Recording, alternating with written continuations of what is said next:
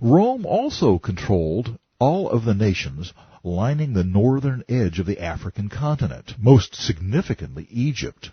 They occupied a small portion of western Syria and most of Lebanon and Israel.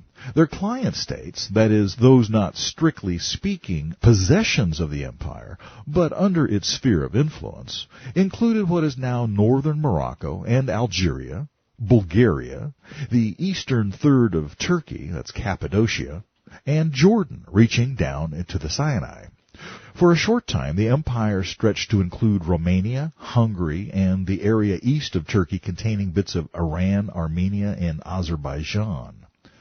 The Balkan nations, that area stretching down the east side of the Adriatic Sea from Austria to Greece, are a moving target.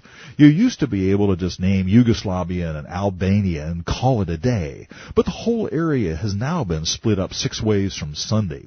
You've got Croatia, Slovenia, Bosnia-Herzegovina, and Macedonia, and none of them are particularly stable. About a month before this writing, what was left of Yugoslavia, itself less than a century old, went the way of the dodo, becoming Serbia-Montenegro, a nation which no one expects to endure in its present form. So let's say Rome controlled the Balkans and leave it at that. The Balkans could be significant, though, for several reasons. First, that part of the world is where trouble traditionally goes to start.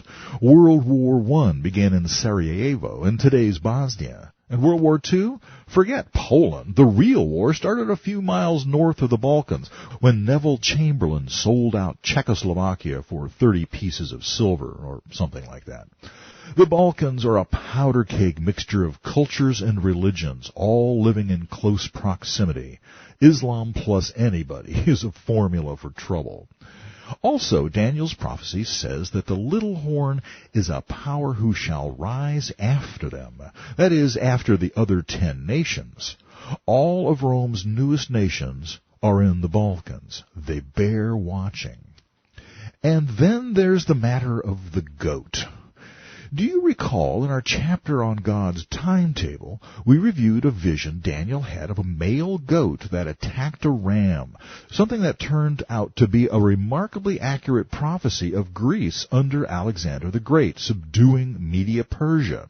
The passage went on in Daniel 8:21 through 22 to describe how Alexander's kingdom would be divided up among his 4 generals after his untimely death. Although much of the prophecy has already come to pass, some of it is yet future, for we read, "And in the latter time of their kingdom," that is, the divided kingdom of the post-Alexander Grecian Empire, "when the transgressors have reached their fullness, a king shall arise, having fierce features, who understands sinister schemes." Daniel 8:23. Daniel goes on to describe the Antichrist in detail, something we'll do as well in due time. But take note, without actually saying so, Daniel has strongly implied here that the Antichrist will arise from the Grecian Empire, although we have already seen that his 10-horned kingdom will be part of Rome's legacy. A contradiction? Not necessarily, for the 2 empires overlapped to some extent, primarily right here in the Balkans. We'll pursue this train of thought further in a moment. In the interest of being thorough, we should explore the possibility that Daniel's 10-nation confederacy is comprised of the descendants, the grandchildren, if you will, of the old Roman Empire. Because the text clearly states that the people of the prince will come and destroy the city and the sanctuary, we need to reconsider who these people are, or could be. From the standpoint of cultural heritage, language, and bloodline, the entire Western Hemisphere could be considered part of Rome, and to a lesser extent, Greece as well. Spain and Portugal settled, conquered, the southern portion, while England and France dominated the north, Roman territories all. Also, by definition, these former colonies of European powers arose after their parent nations, another prophetic requirement. So why shouldn't the American nations be considered as candidates for members in the 10-nation Roman Federation? As tempting as this puzzle piece looks at first glance, I find it less than a perfect fit. The Antichrist is described as a little horn, arising after all 10 of the other nations. I can see no way to squeeze the United States or any potential leader into that description. Our presidents become larger than life on election day. Also, though the U.S. is newer than most European nations, it is one of the oldest in the Americas, and the chances are vanishingly remote that we would or could absorb 3 other nations, whether in the Americas or Europe. Of course, there's more to the Western Hemisphere than the U.S., but try the scenario out on Paraguay and it gets even sillier. Now, I think we're stuck with an all-European scenario. And in the Balkans particularly, one nation consolidating 3 others into its borders is a perfectly plausible scenario. So who are these 10 horns, these nations represented by the 10 toes of the big statue in Nebuchadnezzar's dream? Some theorize that the 10 horns can be found in history. They are, they say, the people groups, mostly Germanic tribes, who overran the Roman Empire during the 4th and 5th centuries.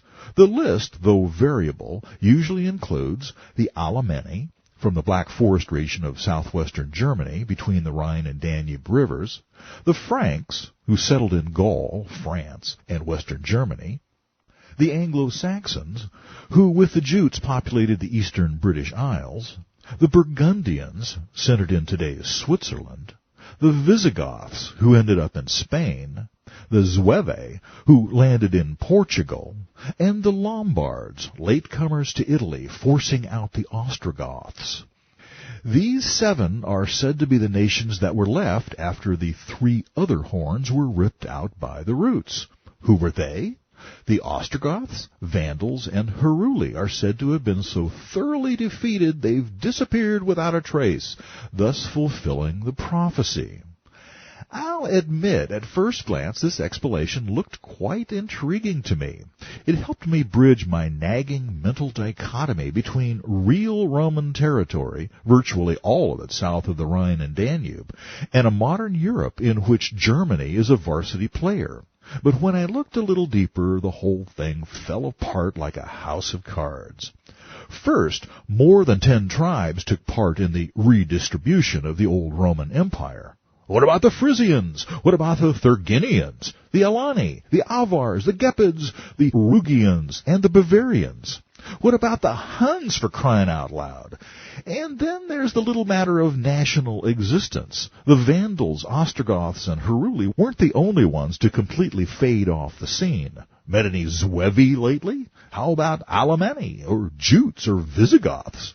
The fact is, among all these nations, only the Franks, the French, and the Anglo-Saxons, the English, can trace anything approaching a direct line back to their barbarian ancestors. The others were all evidently swallowed by neighboring peoples, the Byzantines or the encroaching Muslims. Most of these tribes moved around so much, pinning them down to a single modern nationality is a hopeless task. So where did the theory come from? After a little digging, I discovered it was born of a religious agenda. Members of a certain quasi-Christian denomination, who shall remain nameless, formulated this clever but transparent scheme with one goal in mind: to pin the title of the Antichrist on the Roman Catholic Church. You see, as the Germanic tribes one by one converted to Christianity from paganism, most of them embraced the Arian or Celtic form of the religion, not Roman Catholicism. Little is known of Arian theology, but it is evident that it depended on a literal interpretation of the Scriptures, something with which the Catholic Church would have had a serious problem, control and revenue issues aside. This turn of events hadn't occurred because the barbarians had weighed the views of Arius against the Creed of Nicaea and chosen between the two, you understand, but merely because they had been reached first by German-speaking Arian missionaries. The opposition of the Catholics, by the way, was not completely groundless.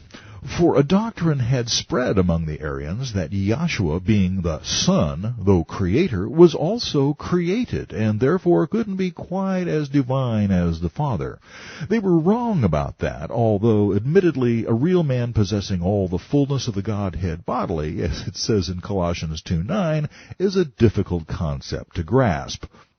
Anyway, the Vandals, Ostrogoths, and Heruli were the barbarian tribes that gave the most grief to the Church of Rome.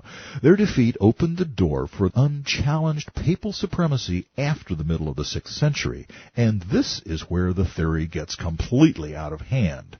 In March 538, the Ostrogoths gave up their siege of Rome, having been on the losing end of the affair for over a year. The theorists seize on that year as the beginning of the Great Tribulation, the setting up of the abomination of desolation. Why, you ask? Good question, but you're not going to believe the answer. By arbitrarily converting prophetic days into years, a formula that is never explicitly authorized in Scripture, they make the time, times, and half a time, 42 months and 1,260 days references in Daniel and Revelation, come out to 1,260 years. Again, you ask, why? Because that year, 1798, is when the Pope was taken captive during the French Revolution, the affront to papal power proving their contention that the Roman Catholic Church is the Antichrist, who had now been vanquished. I told you weren't going to believe it. All of the contrivance, calculation, and selective history was for one purpose only, to prove something that just isn't true. Now, don't get me wrong, I'm not suggesting the papacy is innocent or ever was, but that doesn't make it the Antichrist. His reign is yet future, as is the millennial reign of the Messiah that will follow. I can't believe I fell for this theory, even for 15 minutes, but I went through the exercise of explaining it because it points out a very important truth.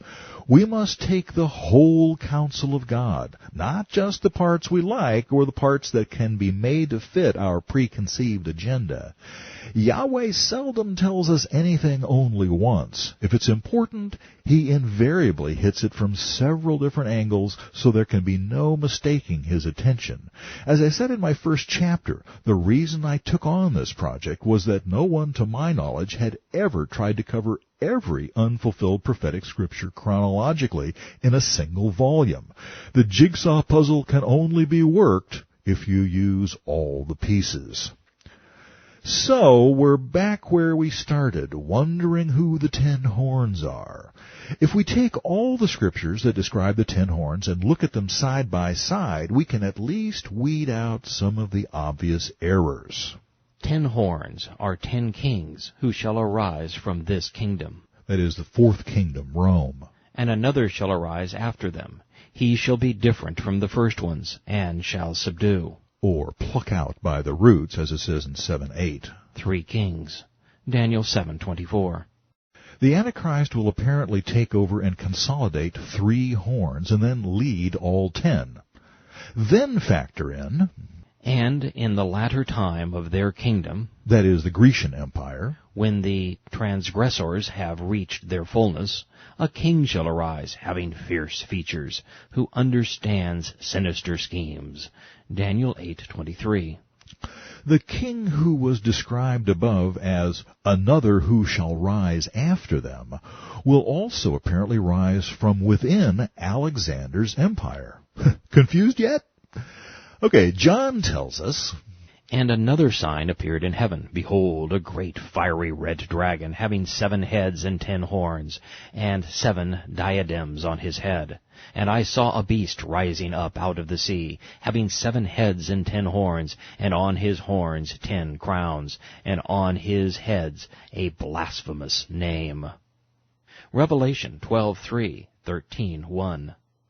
Both Satan and his Antichrist are thus directly associated with the 10 horns. This confirmed the picture of the whore of Babylon, Satan's system of false worship, riding upon the beast, the Antichrist, who had the 10 horns. And I saw a woman sitting on a scarlet beast, which was full of names of blasphemy, having 7 heads and 10 horns, and the 7 heads are 7 mountains, upon which the woman sits. Revelation 17:3 and 9.